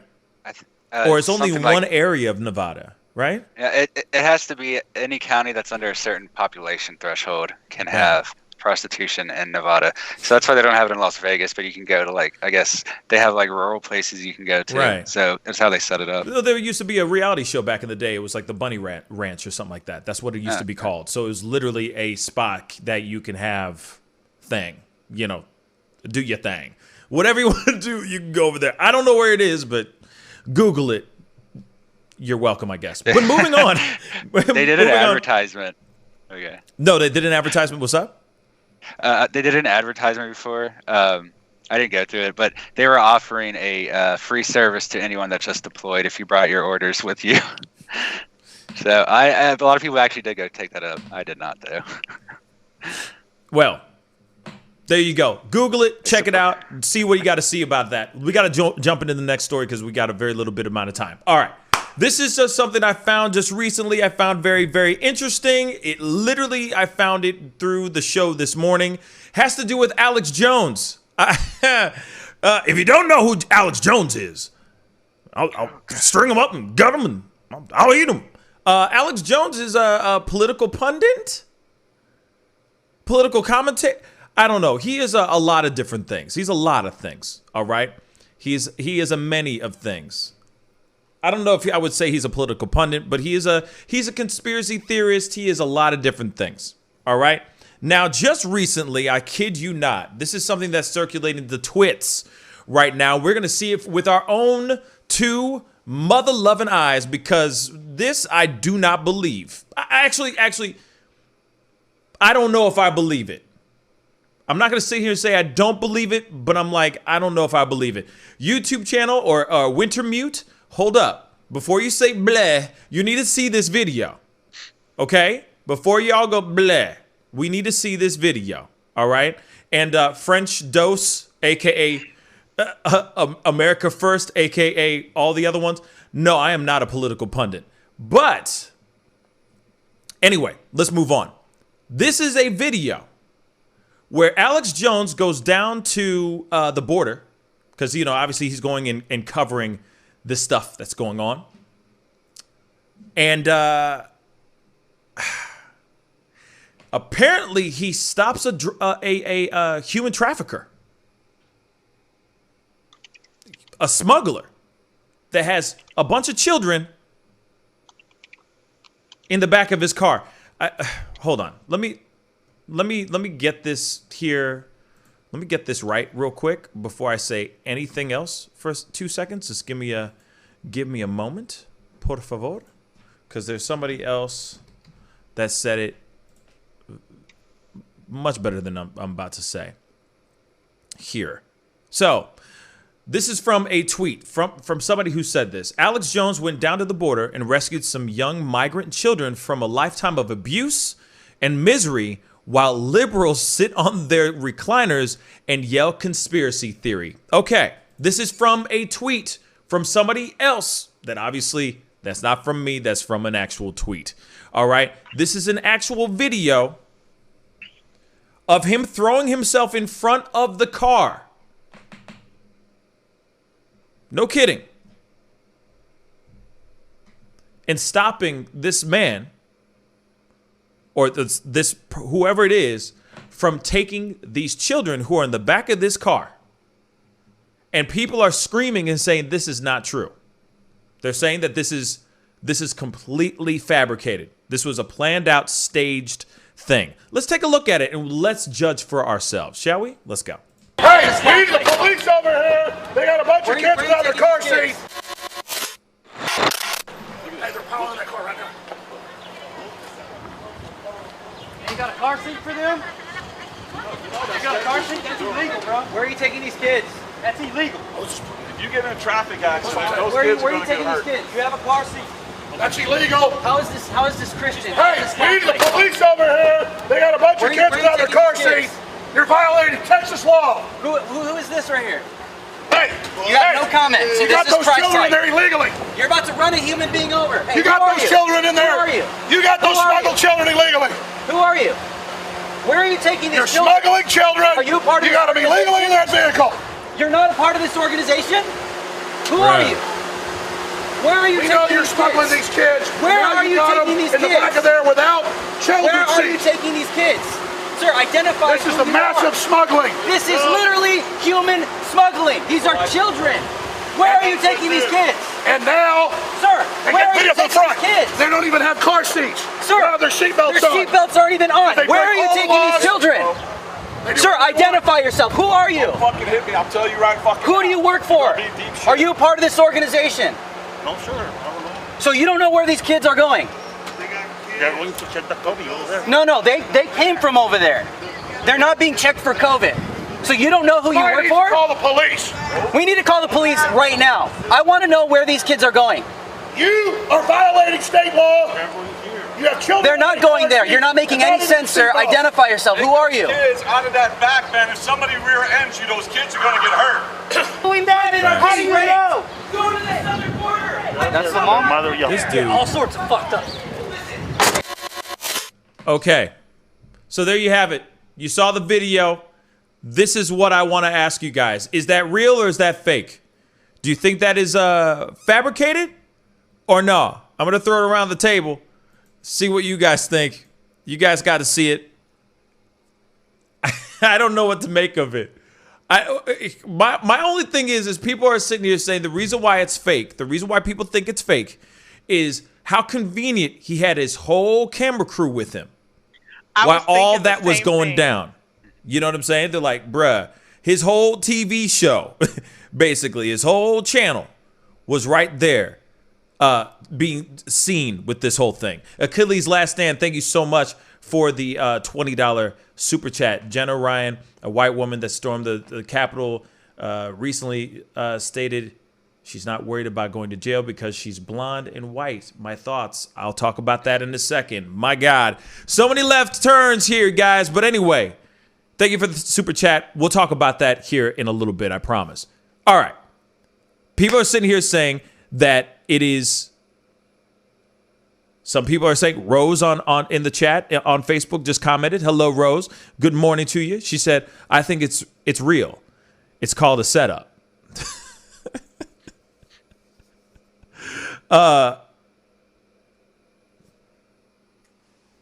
Guys, what do you think? Brione, please. So you have the floor. I was thinking the same thing that you thought, that wow, there's a full camera crew conveniently there. But then I also thought to myself, okay, that could be a setup and stage, and this could be fake, and or maybe this has been happening. Maybe there's more to the story where there's a reason why the camera crew was called there, and it's kind of like they're staking out waiting for something to happen so that they can blow the lid off of it. I mean, either way, a good point was made. Why are you trying to drive with children without car seats? That is one of the most dangerous things you could possibly do. I have little tolerance for that. But personally, it looks staged, but I think there possibly could be more to it than we know, like what led them to be there with a camera crew, for example. That could tell us if it was staged or if maybe they had been tipped off and had been waiting there. So to me, it could be a toss-up. I'm leaning towards staged, but once again, I don't really know what ensued to bring that on. I'm only seeing them within action. They see the kids, they're starting to yell. That's all I see. I don't know what happened before that. The other thing I want to point out real quick before I throw it over to David is we don't see the aftermath. We don't see the guy who's driving the car get arrested. Why did they cut after they opened up the back of the car and all that? Could it possibly been a situation where they were trying to stop the car from what they thought was smuggling when maybe he wasn't doing anything at all? What if he was doing everything legal except not having those kids strapped in their car seats and stuff carefully was illegal? I'm just saying, what if that was the only thing the law that he was breaking? And he ends up just getting a citation, he just drives off. You see what I'm saying? What if it was like the possibilities are endless, but I feel like if he really did a job well done and he got his Superman or his superhero on, saving the day kind of thing, why didn't they show the last half, the end part, where the guy is actually, where this alleged trafficker or smuggler is getting arrested? I feel like they would have showed that. David. Yeah, I think, I'm not sure really, honestly. The cameras don't seem that strange to me. From what I understand, he has cameras with him most of the time. All of his other videos might be staged. I haven't really looked into them, but he's had other incidences where he started recording on the spots, allegedly. Like I said, I never investigated him. I don't know if that's true or not. On the other hand, the dialogue is really kind of what makes me think it might be staged. It seems like it's written, honestly. Also, it seems like it's pre-planned and written, the dialogue in particular. King Timma just said, if that was a trafficker, he would have peeled out. 0 F's given. I totally agree. Probably. Wouldn't he have just just peel out and just F running over Alex Jones, I guess? He would have just go, speed bump and keep going. You know what I'm saying? Like, if he was really that concerned about getting in trouble, he would have took off, right? Yeah, possibly. But like you said, it might have been a big misunderstanding too. Like, Alex Jones could have just been being stupid instead of faking something. Like, it could have been a legitimate. I don't know. Like, the guy wouldn't identify himself. The thing that really strikes me is that he wouldn't identify himself, and then they threatened to call the police, but they didn't do that. No. And they didn't even try to stop him physically, which I'm pretty sure Alex Jones would do if he thought it was real. Like, he'd try to pull that guy out. I just think it's staged because he would have been more violent, honestly, if he thought kids were being kidnapped. At least I think he would be. And like I said, that's why I think the dialogue kind of feels written to me. So I think that might be why it could be staged. But at the same time, like that, I'm just, I'm analyzing it post fact. So I don't know for sure. I do accept that there's a strong possibility. There's a possibility that there are kids being smuggled and he's looking into it, but I'm not that convinced, right? I'll put it that it's possible, but I'm not convinced that's the case. Yeah. I still kind of lean toward being staged, but at the same time, I could be completely wrong on that. I would want to see more video after and before and see if they called the police after. Well, no, they did. They did call the police. I mean, the cop did show up There was at the very, very end before the bumper of, banned video popped up. There was a cop there, and he's opening up the back, and he's showing the cop the kids, and then it just cuts out. And like I said, if there really was some sort of illegal-ish going down, bro would have been arrested, and they would have recorded that with pride and said, see what we did? We saved the day. Because you know what I mean? Look how Biden's not taking care of the border and how much of a mess it is and blah, blah, blah. See what I'm saying? Like, I feel like they would have been there standing, putting their foot on top of the smuggler like they just went hunting. You know what I mean? In pride, holding his antlers in that, in that prideful photo of look at what we did, triumphant and stuff. But it's not there, which I find very strange. Now, I'm not going to sit here and say that it isn't real, but at the same time, thank you, Sonny James, for the $5 super chat. They just said Alex Jones's lawyer admitted he's a performer. So this could very well, they said, I think it's a troll. But he is on record saying Bohemian Grove let him in. I mean, I don't know. I don't know if it's... For me, it just seems strange that you record everything else, multiple angles, except for the very end. Also, the ultimate moment where you have shackled the dude. You caught him red-handed. Bang! You see what I'm saying? We saved the day, people. We saved the day. None of that. That seems weird. David. Yeah, I was gonna say, if it was legitimate, like whoever that guy was with the children, like he was doing his own job or whatever, like he's supposed to, it's very possible that he just recognized Alex Jones and didn't want to talk to him at all because he knows what he does and he knows what his show's about. I think he's pretty popular, so I imagine most people know about him. I don't know though. That is true. I know about him for sure. I mean, a lot of people do know who he is, especially now more than ever, because of everything that happened a couple months ago. So, I mean, like I said, it's just very, like I said, it's just very strange. It's a strange one to me. So I guess I'm going to leave that one up to y'all. If you think he did it or no. You know what I mean? As simple as that. Sorry. I just don't. Like I said, I don't buy it because of the dialogue, and also because of the lack of emotion when he's supposed to be getting angry. You can tell when Alex Jones gets angry. He doesn't really look angry there. He just looks like he's kind of chill, which he wouldn't be if he was really upset about children being stolen or kidnapped or whatever. Yeah. Smuggled. I mean, like I said, I mean, there's I don't know. Maybe he's getting his Steven Crowder on. I don't know. You know what I mean? Maybe he's just trying to get a really funny, like he thinks it's going to be a really funny prank or a joke. At first, I was like, when was this recorded? When did this get dropped? Did this get dropped on April Fool's Day? You know what I mean? Like, I'm looking at it like, when did this all come down? But apparently, this came out a little bit ago. So, unless it's some belated April Fool's joke, I don't know. Like I said, there are many questions that need to be answered that I don't know if we're ever going to get those answers. So we'll see. But that's the thing. Siri just said, are there any police records? Any of that sort? That's a very good question as well.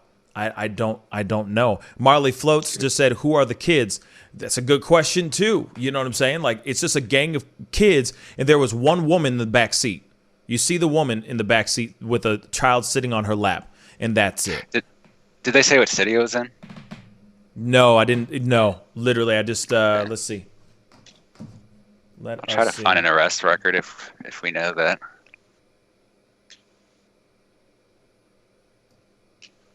Hold on.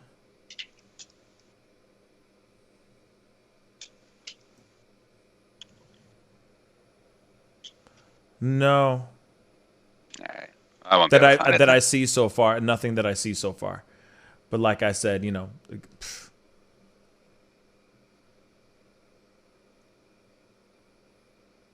yeah.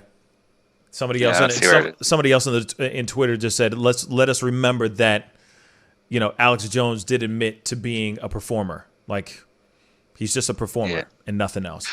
So I mean, we got 3 super chats too. Just now? Yeah, I got 2 from Sonny and 1 from Achilles again. Another from Achilles. Oh, another one from Achilles? I didn't see it. Hold on.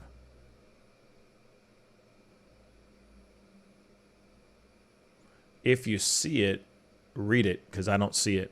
Achilles here we go. said, about as authentic as you can get from a vitamin supplement salesman. Facts. That's a good one. But that's facts. And I mean, of course, I'm going to leave that question up to you guys, what your thoughts are on that one. Do you think it's real or fake? You know what I'm saying? Be sure to comment down below. We got to jump into this next story, which is in our title. The one I think you might have missed was Sonny James said, okay, go ahead.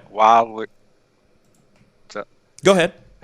Sonny James said, while we are watching the Chauvin trial, broad police powers are being rammed through the legislators in certain states that will crack down on our right to protest. It should concern both right and left. And then says again a little later, Alex Jones' lawyer admitted, or I think you read this one. Alex Jones' lawyer admitted he's a performer. Yeah, I read that one already. Everything's been read so far now. So thank you to everybody with your super chats. I really do appreciate it. Let's move on to the next story. All right, moving on.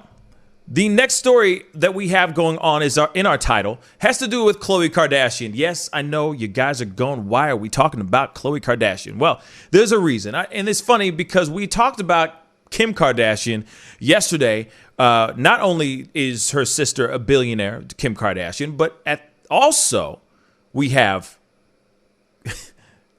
Kim Kardashian dealing with the sex tape when we were talking about sex tapes and everything yesterday and all that controversy that went down. Well, this is another story that has to do with Khloe Kardashian, and it is a strange one. She had a photo that recently leaked, right? That recently leaked with her in a bikini. Okay? I'm going to show it to you guys here very, very shortly.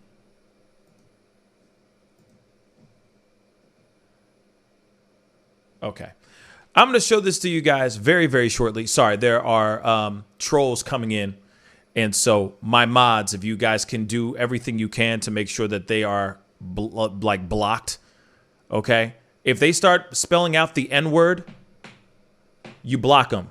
Don't put them in timeout for 300 seconds. Take them out completely. I don't have time for it. Okay. Thank you. So moving on, we have Khloe Kardashian up in here. All right. There was a photo that recently got put out on the social medias where she's in a bikini, and now she's going out of her way. She is going beyond out of her way to try to get this photo taken down. We are going to show you the video or the photo. All right.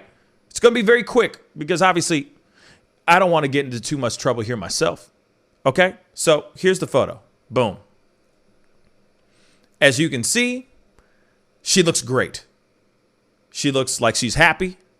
She looks fit. She looks healthy. All right. So you've seen the photo. That very photo is the photo that she's trying to get rid of off of the internet. Her and her legal team are literally going out of their way to try to get this photo removed from the nets. Why, you ask? Because she's not happy about her image. She's not happy about the way she looks. It doesn't make much sense to me at all. It really doesn't. So much, she got so frustrated about this that she went out of her way to do a live video of her showing off her body. I'm actually trying to find the actual video because it was here. Now since it's been a while, it has disappeared. But she has gone out of her way to do a Instagram live to just show off, like pull up her shirt and try to show off her body, making it seem like, see, look, I don't look bad. See, you know what I mean? So I'm going to show it to you guys. See, this is not the video, but this is just clips of her literally doing this yesterday, y'all. Yesterday. This is how obsessed. This is how body dysmorphia, let's just say, warps your mind to the point where you think that you are not in good shape, right? So after that photo, after this very photo, like I showed you again, I'll do it again, F it. After this photo was surfaced, she went out and she clicked and she did another photo of her in almost the same bikini. Almost the same bikini, except this time, photoshopped like a mug. Photoshopped like a mug. So, it doesn't make any sense to me. I'm sorry. I don't mean to be rude. I'm not trying to be rude because I understand that she has a brand. Okay? She has an image to uphold. There are a lot of girls that look up to her, that look up to the Kardashians, and the Kardashians have to look perfect at all times. They have to look flawless all the time, right? Well, this is the problem with our world today. We live in this world where everything has to be perfect. Everything has to be flawless. Instagram, we talked about it yesterday, where people are putting on makeup. And then on top of that, even though they look flawless, they still put on a filter or they still nip and tuck, via Photoshop, just so that they can fit a specific look, so that they can look perfect. Like, I'm wondering when was the last time a person, I'm not going to say just women, because men are the same way. Men are just as bad too. When was the last time a man or a woman was able to take a photo of themselves bare, just regular, and post it on Facebook or on their social medias without a care? Without worrying about, oh, the bags under my eyes or the pimple right there, that little blemish or this, that, and the third. And, oh, God, my hips are too wide or my hips are too small. Or instead of all that, just being able to just post something and be cool with it. Khloe Kardashian is a perfect example of what the average person now thinks of their body. You see a photo like that, and in my personal opinion, I'm going, wow, she looks really good. She looks fantastic. Looks like a real woman to me. But she's going, nope, it has to be this, that. I got to be chiseled and I got to suck in and. But that's not really you, Khloe Kardashian. That is just a manufactured thing that you manipulated. It's like a fun digital piece of art that you put together of yourself. That's not really you. Now, there are other photos of her. Like, she clearly has this ongoing problem. So, I'm sorry, I'm just going to try to pull this up. She has this ongoing problem of making it seem like she's something that she's not, where she looks a certain way, but she doesn't look that way. Here's the other example. This is not what she looks like. Just saying that. This is not what she looks like. But she posts this kind of stuff on her IG. Look, this is what she looks like. So her body dysmorphia thing is starting to become unhealthy.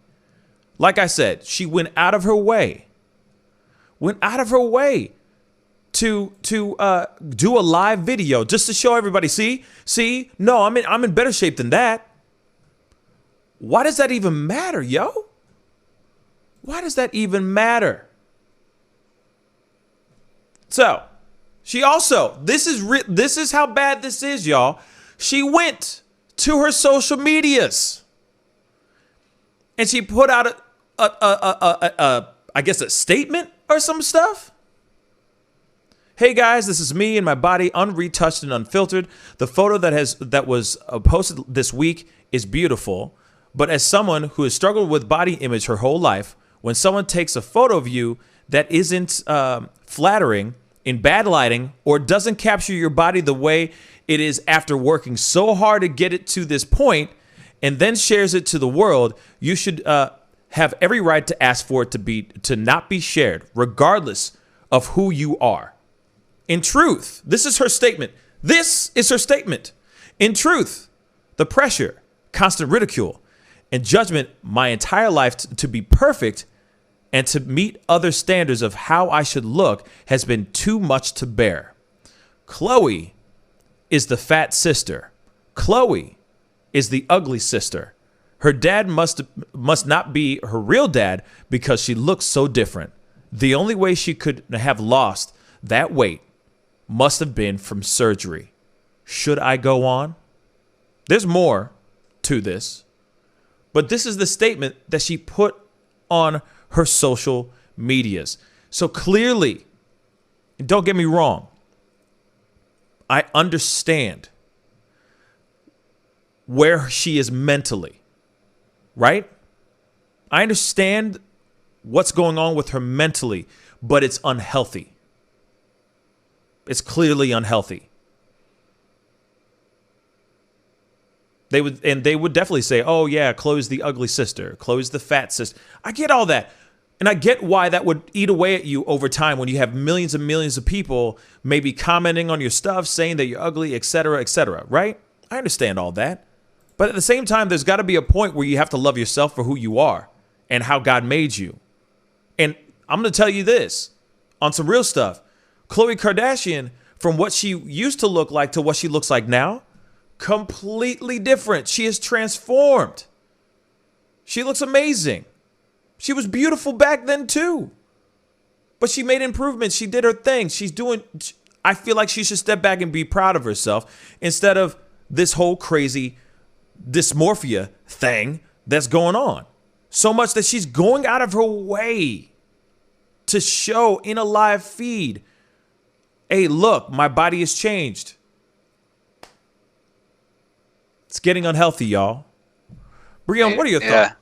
Breon, what are your thoughts on this? So it's interesting that we're talking about this because last night I watched, I can't think of the YouTuber's The sex name. tape? You talking about the sex tape? Was it good? Was it any good? No, I didn't watch that. I'm just playing. It was a YouTuber actually talking about like she had kind of clickbait like titles like why you're ugly, but it wasn't really about why you're ugly, but it was more about why you should love yourself. And I mean, she was going through talking about lighting and how you go outside and outside lighting is going to be highly unflattering, and it's going to reveal all your imperfections, right? As we would say, and how you can change things by lighting. You can change things by how you pose your body, how you lengthen or how you turn, and all these things. And she was saying that we should stop trying to aspire to be like Instagram personalities or like celebrities, because like all of that is made up. It is make believe. And I feel like if a person can choose to do whatever they want. So if photoshopping themselves on Instagram is how they make themselves feel better, fine. You do you. But the problem I see with doing that, instead, I feel like I'd much rather want to go to therapy and learn self-acceptance and learn to love myself than Photoshop a whole bunch of images to fit some mold, because it's not healthy and it sends the wrong message. And so, we have young individuals out there that are being bullied for how they look. What the average woman is, still like a size 14 or 16 in the United States, but we make it think like a person is a size 6 or 4 or 2 or 0. Yeah, zero. Yeah, it's crazy. Right. And if that's your natural size, that is your natural size. Like, then that's healthy for you. But if you have to put on waist trainers and you have to put on a whole bunch of makeup to beat your face to the gods and make people believe you have high cheekbones or you have a slim face, like, I have issues with that, because it sends the wrong message to young individuals out there that you have to strive to be this way. And so therefore people do not learn self-acceptance. I'm not saying, go out and become unhealthy, but I think Khloe Kardashian looks great in this photo. I personally don't see anything wrong. I wish she would look like this more of the time. I mean, her face looks amazing. Her skin tone looks like it's all like one shade. She looks healthy and tan. Like, I don't see an ugly individual. I don't see a person that should be worried about how she looks. She looks natural and looks normal to me. And I feel like we should be promoting that message more, because it also gives, even if we think about men, it gives them a false sense of expectations when they're out there looking. They look at the dream girl on Instagram, and then they have this false expectation that women need to look like this all the time, and it's not healthy for anyone's psyche across the board. David. Yeah, I agree with her. I mean, part of this is just, I think, trying to create an identity that is based on how people perceive you, as opposed to, being self-sufficient with your identity. Oh, yeah. Because, I mean, I understand the insecurities that would have developed in her younger age if her parents were talking to her like this, or other people were talking to her that way. So I understand where her pressure is coming from, for sure. But I think this is a common thing with a lot of people. We just have a lot of pride. So when other people don't approve of us, or some of us, we feel depressed, or I guess like she's not good enough. She feels like she's not good enough because she needs this approval from other people to kind of create her identity. And like I said, obviously there are reasons she feels this way, because it seems like she was at least verbally abused in the past, and that's probably affected her self-image considerably. But this is one of those things that I think you should get help for, and Absolutely. You can kind of, because with the right perspective and the right training, you can just you can focus on yourself, right? You can have your mind, put your mind in a calmer place that isn't so worried about what everyone else is thinking, and kind of ignore that anxiety that other people have, because that is what's causing this ultimately, is a lot of anxiety, because she doesn't think, or people generally don't think they're going to be perceived the way they want to, so they try to make themselves look better. And it's more and more common now, just because it's so easy for everyone to do that. You don't necessarily meet people in person all the time now. I mean, like, I have business associates I've never seen in person, so it definitely changes things that way too. But yeah, I think it's something that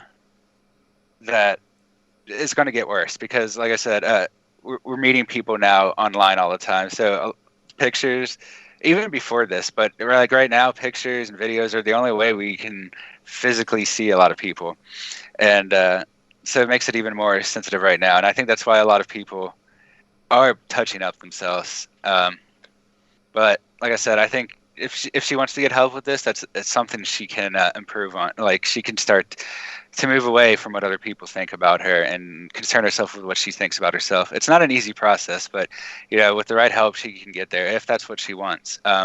Because otherwise, I think she's just going to be eaten up by anxiety for the rest of her life, and it's just going to make even good situations seem worse than they are, just because she's always worried about that. I mean, I think it's and these both of you guys fantastic thoughts and commentating on this. Like, I mean, I feel like I already said what I had to say before you guys spoke, but to just basically like reiterate everything. I mean, I understand the concern and need that she may have for that individuality, but beyond being the, I guess, the fat Kardashian or the ugly Kardashian. So she's trying to separate herself from the rest of the girls, but she's also trying to show like, hey, look, I could do that makeover. I was the let's just say, which I never thought she was, but I was the ugly duckling of the family, and I blossomed into a beautiful swan, or whatever the heck it is. You know what I'm saying?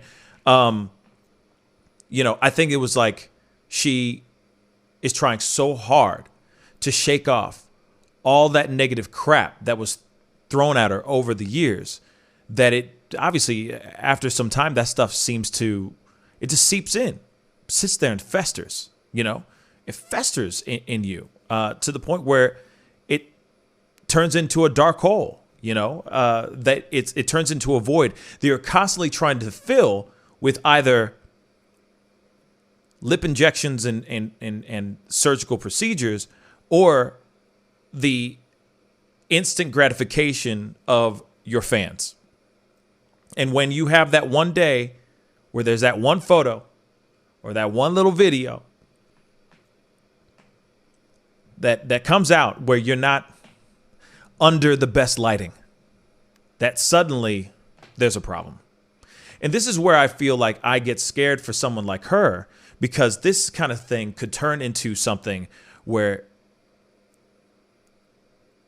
it becomes a disorder, eating disorder of some sort, where it can go to another extreme. I mean, I don't know what her personal life is. I don't know what her eating habits are or anything of that sort.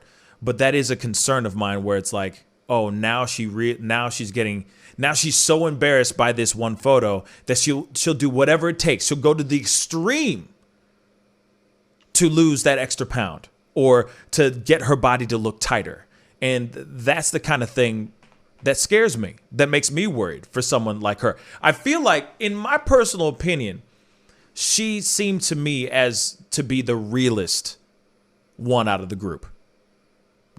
Like, she's the one you can go grab a beer with, chop it up. A beer, not like some stemware type thing. Like, the girl you can go to a bar to throw axes at a bullseye kind of thing and still have a grand old time. And she's cute, she's fun, she's whatever, you know what I'm saying? But she's now fallen into this world where she's like, she's got her TV show about like the body makeover thing. And so she's got this whole brand that she has to uphold, but that she has to live up to. I feel like it was an opportunity for her to take this in a different angle, instead of going out of her way to go, oh, here's this Photoshop photo of me. Here's this live video of me. Look, see, I'm losing weight, and I'm in this shadowy room showing you how much I've changed. It just, like I said, it's starting to look like it's unhealthy. It looks like her getting healthy has become an unhealthy habit, if that makes any sense. So,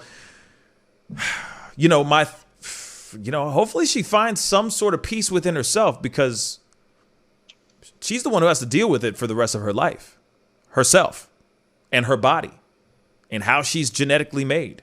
I don't know. Find peace within yourself, sweetheart. That's all I can say about that. Do you know any women that are body dysmorphic? This is from Roberta. Personally, I do know some people that have body dysmorphia.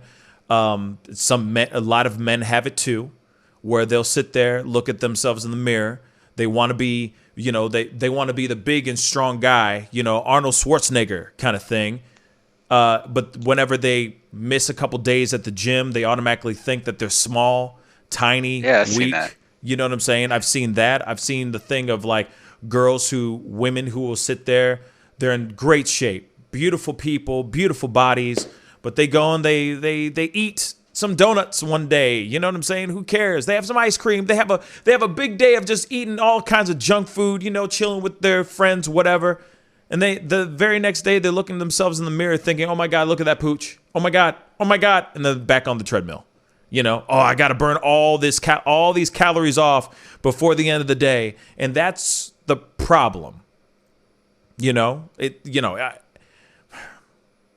is why I have that theory. If you do not genetically already have a six-pack, right? That most people with six-packs are miserable. Sorry. I said it. When was the last time you saw somebody who worked their butts off to get the six-pack, happy about taking, eating whatever they wanted, anytime they wanted? I'm just saying, when was the last time? I'll tell you, never. I have never met somebody like that. I've met people who will sit there. They will eat the ice cream, but then they automatically in the back of their mind going, oh, God, I'm going to have to burn off 600 calories tomorrow extra because I ate this ice cream. I want to maintain this six-pack because the six-pack is made in the kitchen type thing.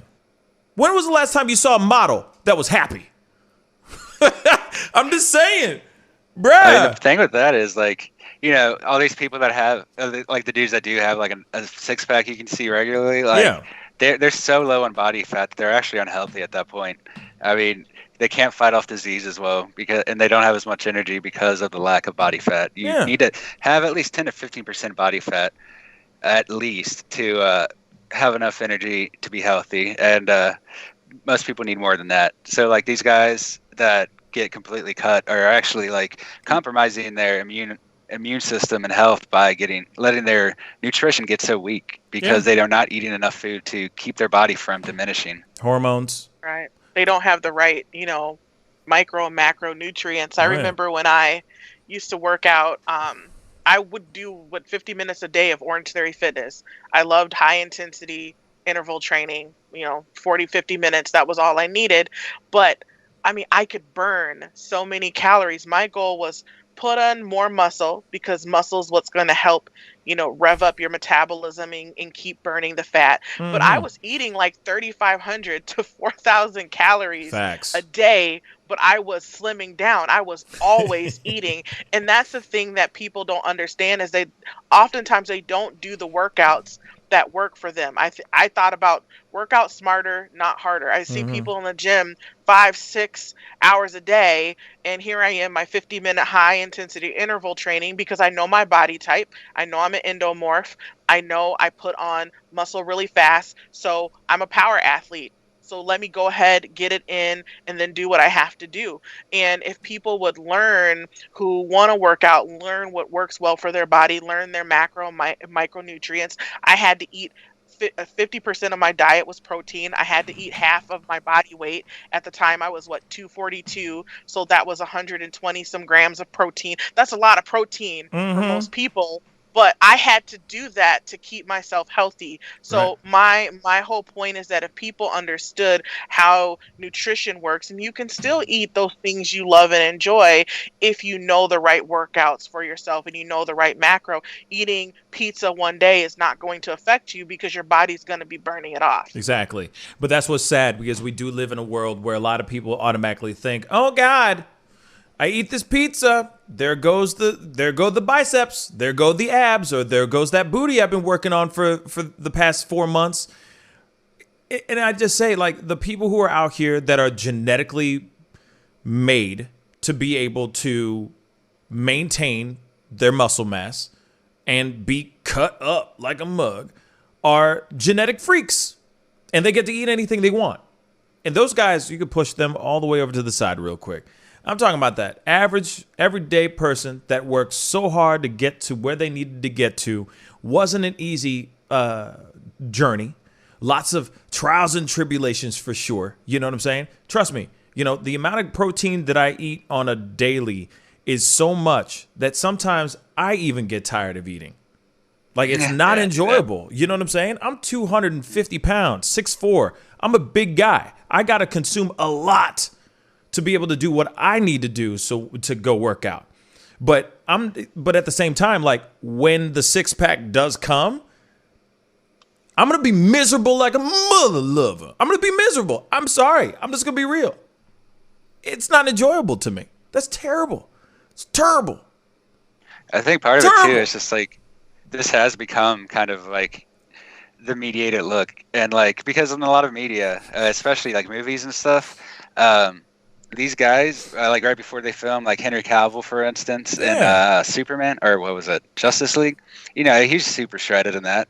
But what they would do is, like, between every single scene, he would have to go have a workout session because they would want him to have a pump. For people that don't work out, this basically means more blood in your muscles that make them look larger and swollen. And this is how a lot of these actors and models do this. They work out between each picture to make sure that their muscles are swollen and I was gonna say red, but just bigger muscles basically. And this, people watch these movies, and it's not unusual for people to see fiction and still judge life based on it, because that's just how the brain works. Your brain doesn't necessarily know that it's not reality. It's still processing it as some type of reality. It's just, from your intelligence that it's made up.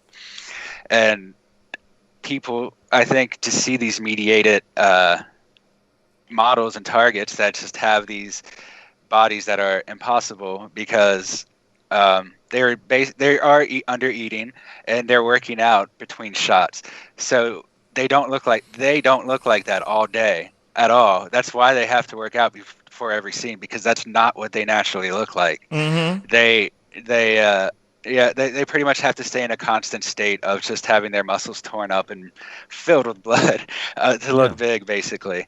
And like I said, and some other people have said, it's not healthy to have that low body fat, and that's why you see them a lot of times, like even Henry Cavill, when he left a little bit for the Mission Impossible movie. Yeah, he gained quite a bit of weight, and he lost it again when he came back, because that's just how it is for a lot of these actors and models. They have a role where they can look natural, and then but for the most part, they're going to have a role that if they're working in Hollywood, they're going to have a role where they have to probably take steroids. It's pretty common to have a doctor with steroids to administer, as well as getting the pump and under eating. They have a dietitian as well. So like what you're seeing is them and their perfect moment for just a few minutes. They do not look like that 10 minutes later. They don't look like that a few hours later. They have to constantly keep that up during the shoots. And that's why these views are so unhealthy, is because people are trying to look like this all day, every day of the year, and you can't do that. It's not healthy. But the people that and actors do this for a job. They just look like that for a while to fill their role. And between cuts and stuff, they do eat more or whatever, get back to a healthier weight. Constantly. Usually constantly doing a pump, constantly trying to maintain that pump, et cetera, et cetera. And like I said, going back to someone like Khloe Kardashian, it's not going to be for her to achieve what she wants to achieve. She's already achieved it. Job is already done. A job well done. You know what I mean? Applause. You look amazing. There's no need to be shameful or sad or upset about how you look under broad daylight. That's what you look like. That's what you look like. You should take that as an opportunity to get behind it and go, this is what I look like, y'all. I'm still on my fitness journey, but this is what I look like. This is the best I've ever been. This is the best I've ever looked under broad daylight. And I'm happy. I'm happy and I'm healthy. Boom. She didn't go down that route. She went down the route of, no, let me show you otherwise. You see, all that stuff is wrong. It's look at the curves and look at how I look, and this is thinner and all that. It's unhealthy, y'all. It's unhealthy, But we do live in this world where everything is, there's nothing but living your best life on IG. Dudes in six packs, drinking beers, hanging over a waterfall in Fiji with their beautiful nip-tucked girlfriend looking IG perfect. That is not real life. But that's what we see every single day, every time we open up that app. It's unrealistic. And for her, it's starting to get, in my personal opinion, it's starting to get very, very unhealthy. But anyway, guys, that is the show, guys. I really do appreciate it. And I know we didn't get a chance to go over the Chauvin trial update, but we will be talking about that tonight at 7 p.m. Central Standard Time. I really do appreciate everybody for being on. Brione, thank you so much for being on today. See, it wasn't so bad now, right? No, it was awesome. See, dang, you know what I'm saying? You know what I'm saying? This ain't nothing, man. David, yeah, whatever. Anyway, so thank you. No, I'm just kidding. David, I love you. I appreciate you being on, as always. And hopefully we're going to be seeing you next week, sometime at the top of next week, Brione, I think. Yeah? Yep, I believe so. Bang. And I can jump on in evenings, too, because I'm usually free during evenings. Wiggity word. Maybe you can come on tonight then. Because we got to talk about this Derek Chauvin stuff, and there's probably going to be more bombshells that are going to be going on today during the trial. So we will be covering that as well. All right. David, again, thank you for being on. Yeah, it was a good show. Yeah, man, it was a good show. Yeah, it was good. It's good. I love it, It was man. mediocre. I'll go with that. It was just mediocre. Oh my God, bruh. Oh my, it was because of Brion, wasn't it? It was because Brion's here. Is that what it is? Are you trying to tell me she could do better? Brion, apparently he's trying to tell you something, man. I'm just here. You're bringing her down, man. Oh, She's on damn. point today. Oh, I hate you so much. I hate you so much, David. But yeah, thank you so much for being on. Go to hell, David. So anyway, it's time to get going. I love all you guys. Chris CCC says David is hot. That is a lie. Just like that Alex Jones video. Full on lie. Don't you dare lie to me. Don't you dare lie to me. Don't make this man blush with his beard and all that. Looking like, I don't know, one of the pirates in Pirates of Caribbean or something. Arg me, matey. You know what I'm saying? I don't know what I'm saying. You know I love you. Anyway, I appreciate everybody for being on. You guys are all amazing.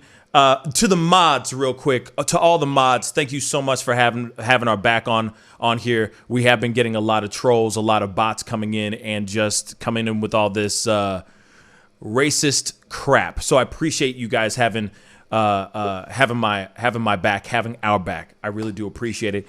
I will be on tonight at 7 p.m. Central Standard Time, so be on the lookout for that because there's a lot to talk about, a lot of things that we didn't get to cover on this show that we will be covering on tonight's show. Most definitely the Derek Chauvin trial and all the things that have been going on yesterday and today. We will be chopping it up about that tonight. All right? Be good to yourselves. Be good to one another.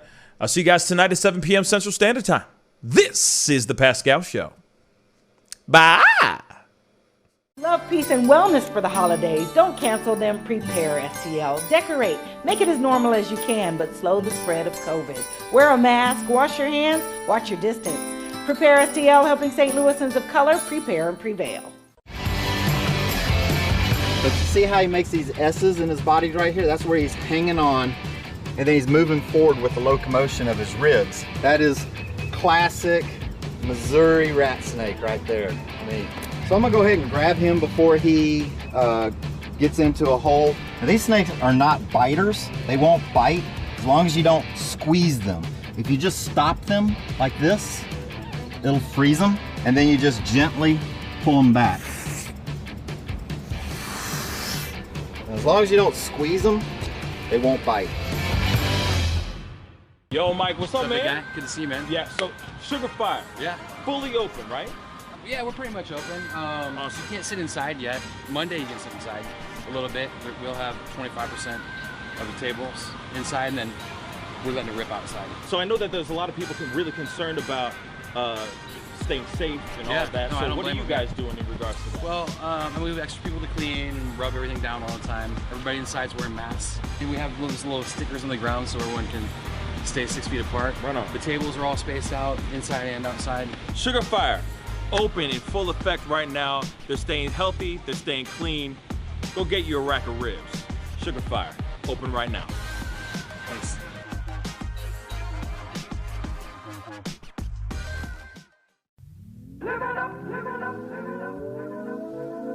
The Fur and Leather Center, providing the highest of fur and leather goods.